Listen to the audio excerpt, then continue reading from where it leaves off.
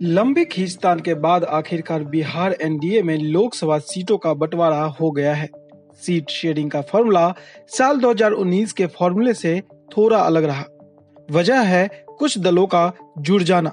इसके अलावे रामविलास पासवान की बनाई पार्टी में हुई टूट भी इसकी वजह है।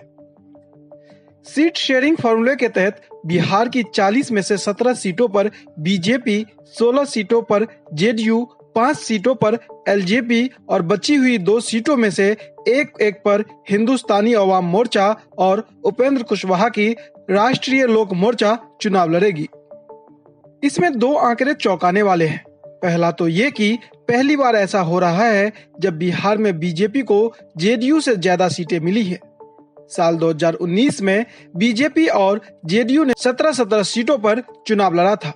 उस वक्त एलजेपी को 6 सीटें मिली थी। तब एलजेपी में टूट नहीं हुई थी। दूसरा ये कि इस बार एलजेपी के जिस गुट को 5 सीटें मिली है वो चिराग पासवान वाली गुट है। बता दें कि पार्टी में जब टूट हुई थी तो 6 सीटों वाली एलजेपी के 5 सांसद चाचा पशुपति पारस के साथ चले गए थे, जबकि सिर्फ अकेले चिराग अपने गुट में रह गए थे। चिराग को मिली 5 सीटों से हर किसी को आश्चर्य हो रहा है। आखिर 5 सांसदों वाली पशुपति पारस गुट को बीजेपी ने तवज्जो क्यों नहीं दिया, जो अकेले चिराग को 5 सीट दे दी, वो भी तब जब वो अकेले अपनी पार्टी से सांसद है। आइए जानते हैं। पहला कारण है पशुपति पारस की जिद। एनडीए में सीट शेयरिंग के तहत चाचा पशुपति पारस को एक भी सीट नहीं दी गई है।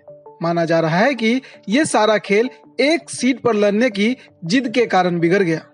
दरअसल पशुपति पारस हाजीपुर सीट मांग रहे थे, जबकि यही सीट चिराग पासवान भी मांग रहे थे। हाजीपुर वही सीट है जहां से चिराग के पिता रामविलास पासवान 9 बार लोकसभा सांसद रहे। 2019 में पशुपति पारस यहां से पहली बार चुनाव जीतकर लोकसभा पहुंचे थे। दूसरा कारण है चिराग को भारी समर्थन। साल 2021 में जब एलजेपी में टूट पड़ी तो चिराग अलग थलग पर गए। पशुपति पारस को दलित वोटों से उम्मीद थी, लेकिन चिराग ने फिर जन आशीर्वाद यात्रा निकाली। उनकी यात्रा को अच्छा समर्थन मिला। यात्रा के दौरान चिराग ने खुद को अपने पिता रामविलास पासवान का असली राजनीतिक उत्तराधिकारी बताया, जबकि पार्टी तोड़ने वालों को विश्वासघाती बताया। इतना ही नहीं, चिराग भले ही एनडीए में नहीं थे, लेकिन उन्होंने कभी बीजेपी पर बड़े हमले नहीं किए। उन्होंने खुद को प्रधानमंत्री नरेंद्र मोदी का हनुमान भी बताया। पिछले साल जुलाई में चिराग पासवान दोबारा एनडीए में आ गए थे और आते ही उन्होंने सबसे पहले हाजीपुर सीट पर अपना दावा ठोक दिया था। अब समझते हैं आखिर हाजीपुर सीट का गणित क्या है। रामविलास पासवान दलितों के बड़े नेता थे। उनके बेटे चिराग को जन आशीर्वाद यात्रा के दौरान जिस तरह का समर्थन मिला था, उससे समझा जा सकता है कि एलजेपी का कोर वोटर अब भी उनके साथ ही है। बिहार की जातिगत जनगणना के मुताबिक राज्य में दलितों की आबादी 20% के आसपास है। इसमें पासवान महज 5.5% ही है। पासवान वोटर्स ही एलजेपी का कोर वोटर रहा है।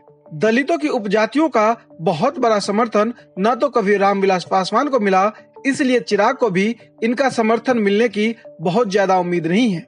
लेकिन चिराग के आने से एनडीए को 5 से 6% वोट मिलने का अनुमान है, जो उसके लिए बूस्टर डोज की तरह काम करेगा। कहीं न कहीं बीजेपी नेताओं को भी इसका अंदाजा हो गया था और शायद यही कारण है कि चाचा पशुपति पारस के मुकाबले भतीजे चिराग को ज्यादा अहमियत दी गई।